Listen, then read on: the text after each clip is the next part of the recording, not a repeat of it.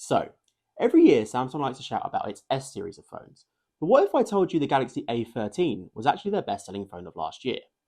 So, surely the successor, the Galaxy A14, is something worthwhile to look at. Well, I'm Jake from Rezilion, and we're going to do that right now. So, what actually makes the Samsung A14 so good? Well, it's the price, you see, and the fact that it packs in so many features for that price.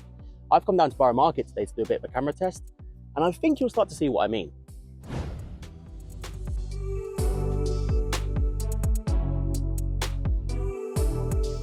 Of course, the overall video quality is not going to match up to Samsung's S series of phones. But also remember that Samsung's S series of phones can cost 4 times the price. So for a budget price phone, this is pretty impressive.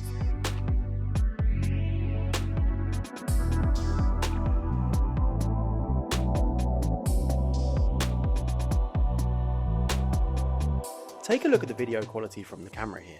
You get up to 1080p on the video, and in terms of still photos, I'll be silent for a second so you can assess these photos in their true glory.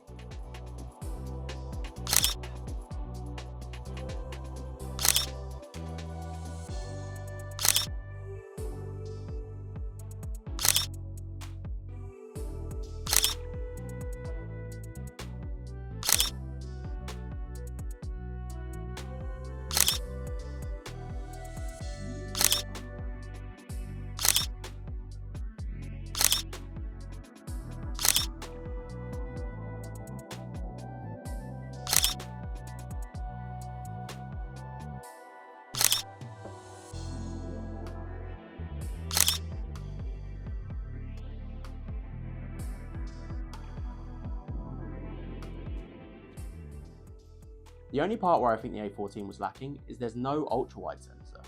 You can see me trying to move around quite a lot in this video to get the whole shot in, but it just wasn't possible.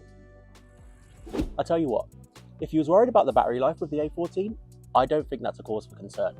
I've been using the camera and quite a lot of heavy social media apps throughout the day, and I'm only down to about 75%, which is not too bad at all. Plus, you get 4 years of security updates with the Samsung A14, so longevity is really not an issue. Speaking of longevity, I wanted to see how the Samsung A14 had actually done in terms of battery life over the course of a couple of days. On Samsung's website, they say that you should be getting 2 full days of battery life out of the A14. Now, of course, as I mentioned, I've been using a lot more of the heavy, intensive apps, things like YouTube, Google Maps, and the camera. But when I checked my battery life the next day, the screen on time was actually pretty good. Plus you can see that it's not really lost that much battery life in standby mode. So the 2-day battery life that Samsung are touting here, I think rings true. And lastly, the screen and the build quality of the phone are great too. Don't get me wrong, this isn't a glass sandwich like all the S series of phones, but it has quite a unique textured back, and the screen on the front is pretty large as well. Plus, when you're holding the phone in the hands, the weight of the phone just makes it feel a bit more premium. This does not feel like a budget Android device. This is the standard black color, but you can also get it in light green, dark red, and silver.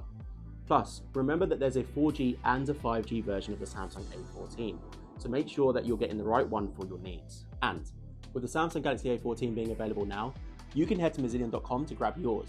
Plus, you get a 24-month warranty, and every device is rigorously tested before it's sent out to you.